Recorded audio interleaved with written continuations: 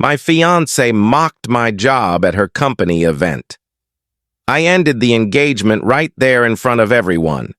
I'm 31, male, and I work as an auto technician. It might not be a flashy career, but it's something I take pride in. My love for it started young. Watching my dad tinker with engines in our garage lit a fire in me. I eventually went to vocational school, got certified, and now I run a small but successful repair shop. It's a job that's real, pays well, and most importantly, I enjoy it. Which is why what my former fiancée, let's call her F, did at her firm's holiday party shook me to my core. F and I were pretty different. She worked in a sleek marketing firm, always dressed sharp, always networking. Her world was about image, polish, and presentation. Despite the contrast, I genuinely believed what we had was solid. She'd often tell me how she respected my dedication and how she admired me for pursuing my calling. Or so I thought. Everything came to a head at her company's winter gathering a few weeks back.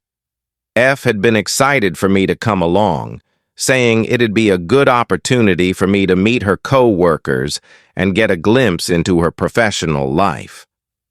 I felt a bit uneasy. I'm not exactly the type who feels at home in suits and five-star venues, but I wanted to be there for her, so I agreed. The party was pretty much what I expected. Upscale venue, waiters in tuxedos, a crowd that looked like they walked off a magazine cover. F fit right in, laughing effortlessly, while I felt like I stuck out like a sore thumb. Still, I reminded myself I was there for her, not to impress anyone. About an hour in, she introduced me to a few people from her team. One of them, a sharply dressed guy with a smug expression, asked what I did for a living. I own a small auto shop, I said, keeping it simple. Before he could reply, F chimed in with a laugh. "Isn't that adorable?" she said. "He's my little grease monkey." Everyone chuckled. I stood there stunned. "Grease monkey?" I repeated, turning to her. She waved her hand like it was nothing. "Oh, come on, lighten up. It's just a bit of fun."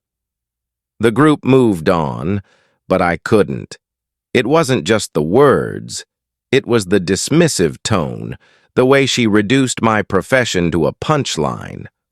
I tried to shrug it off, telling myself I was reading too much into it. But deep down, it gnawed at me. Then came the real gut punch.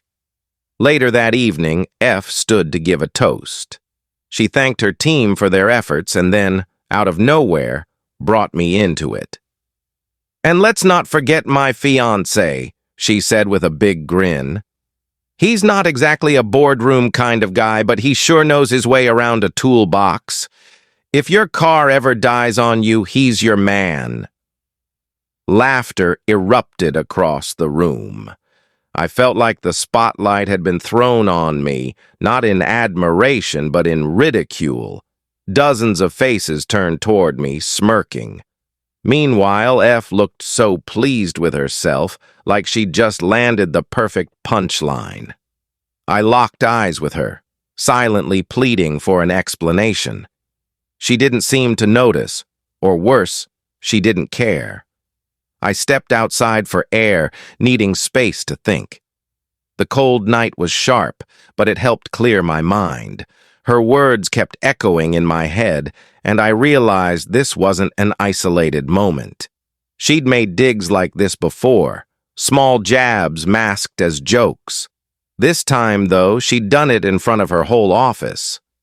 A few minutes later, F followed me outside, still holding her wine.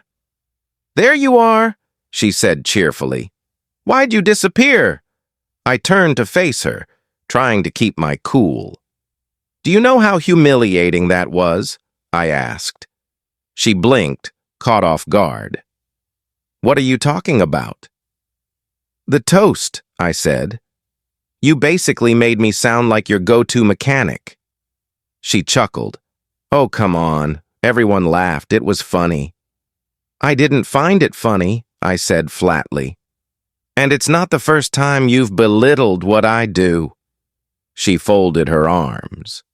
You're blowing this way out of proportion. I was just trying to keep things light. By making me the butt of the joke, I countered. You say you admire my work, but tonight showed me what you really think. She scoffed. You're being way too sensitive. If you can't handle a little teasing, that's your issue, not mine. And there it was. The mask dropped. This wasn't just a misunderstanding. It was a deep misalignment in how we viewed each other. I took a breath and spoke calmly. I can't do this anymore. Her eyes widened. What are you saying? This relationship, I said. It's done. She laughed nervously. You're not serious? Over a dumb joke? It's not just the joke, I replied. It's the disrespect. The way you look down on me. I can't marry someone who doesn't value what I do. Her expression shifted from shock to fury. Oh, please, she snapped. You fix cars. Don't act like you're some brain surgeon. That sealed it. I slipped the engagement ring off and handed it to her. Find someone you actually respect, I said, turning to walk back inside. I knew there'd be whispers. People would talk, but I didn't care. I wasn't going to stay with someone who saw me as less than. Back at the table, I grabbed my coat and prepared to leave. F stormed in behind me, voice low but frantic. You're seriously going to make a scene right now? You already did that, I replied, keeping calm. Enjoy the rest of your night. People around us were beginning to take notice. I could hear murmurs. She grabbed my arm again. Please, can we just talk this out? She pleaded. I turned and met her eyes one last time. I gave you plenty of chances, I said. I supported your career, celebrated your wins, and never once made fun of your work. But you've never done the same for me. This isn't just a conversation, it's a difference in values. And with that, I walked out. She stood frozen, the ring in her hand. The drive back was quiet. I wrestled with doubts, wondering if I'd overreacted, but each time I remembered her tone, her words, the laughter, it all reinforced the truth. I'd done what was right for me. Over the next few days, the aftermath unfolded. Friends started reaching out, curious about what had happened. Turns out F had wasted no time painting herself as the victim. He just couldn't take a joke, she wrote in group chats. He's insecure. Who ends an engagement over a toast? I kept silent at first. I knew the people who mattered would eventually hear my side. But when I saw the way she spun it online, making me out to be controlling and petty, I decided to set the record straight. I reached out to people who'd been there. Calmly, I explained what had happened and why I ended things. I talked about the subtle digs, the dismissive tone, and how that night was simply the tipping point. To my surprise, most people were supportive. Some even said they'd felt uncomfortable laughing, but did so out of politeness.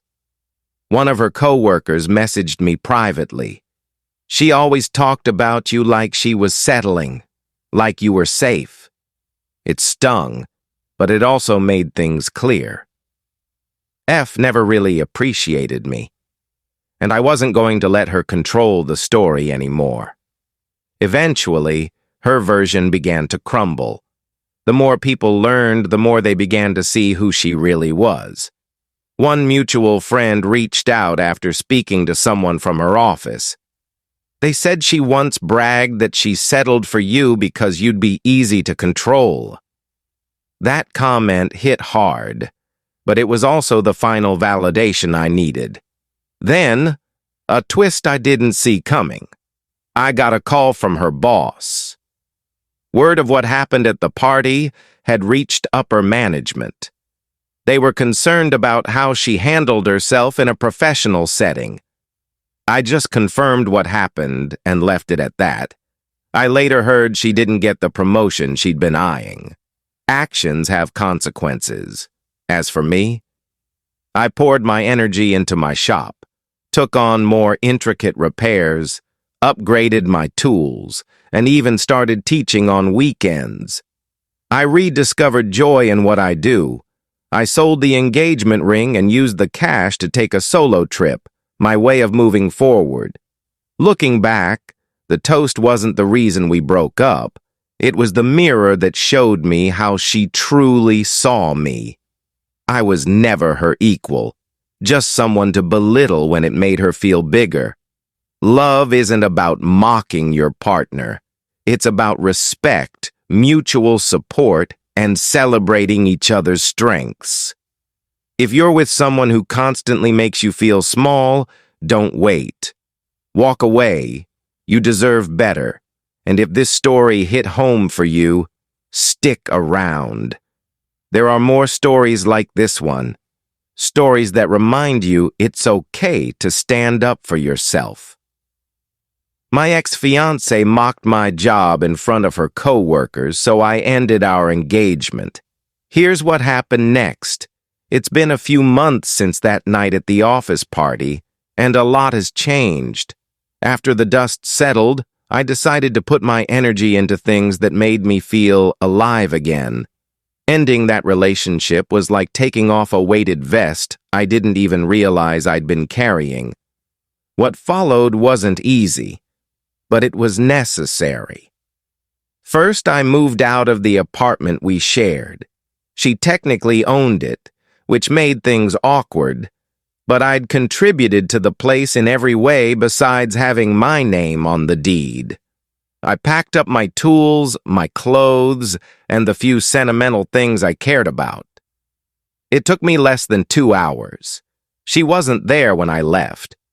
She did send a few texts, ranging from passive-aggressive, "Hope you're happy throwing everything away," to oddly nostalgic, "Remember that first night we ate pizza on the floor?"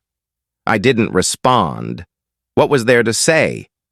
I found a new place closer to my shop, a modest rental above a small cafe. Nothing fancy, but it had character. I fixed it up with my own hands. Replaced a faulty light fixture, added custom shelves, redid the leaky bathroom sink. It felt good to work with my hands outside of the shop to create a space that was fully mine. Meanwhile, her social media circus continued. I ignored it, but friends would send me screenshots out of concern or curiosity. She posted cryptic quotes about betrayal, real men, and being better off alone. She clearly wanted attention, sympathy. I gave her neither. Her mask had started slipping for more people to see. One of her co-workers reached out again. This time she asked if I'd be comfortable speaking to their HR. Apparently, F had developed a reputation at work for throwing people under the bus and making cutting remarks disguised as humor. It wasn't just me. I kept it professional. I didn't trash her, didn't exaggerate. I just explained what happened at the party and how it reflected a larger pattern of behavior. They thanked me for my honesty and told me I wasn't the only person who had concerns. I don't know the full fallout from that, and I don't need to. Her choices, her consequences. As for me, I made some choices of my own. I used the vacation funds from the ring sale to take a week off, not to run away, but to reset. I flew out to Colorado, rented a cabin, and spent my days hiking, reading, and watching the stars. No reception, no noise. Just me, fresh air, and the quiet comfort of solitude. It gave me time to think, not just about F, but about myself. about how easily I'd let someone chip away at my pride, my dignity, all in the name of love. When I returned, I felt clearer. I expanded the shop's services, brought on a young apprentice who reminded me a bit of myself. I even hosted a community workshop, just a free event to teach locals some basic car maintenance. It was a hit. Parents brought their teens. One dad thanked me, saying he wished he'd learned these things when he was younger. It reminded me why I started this path to begin with. It wasn't about status. It was about usefulness, contribution, skill.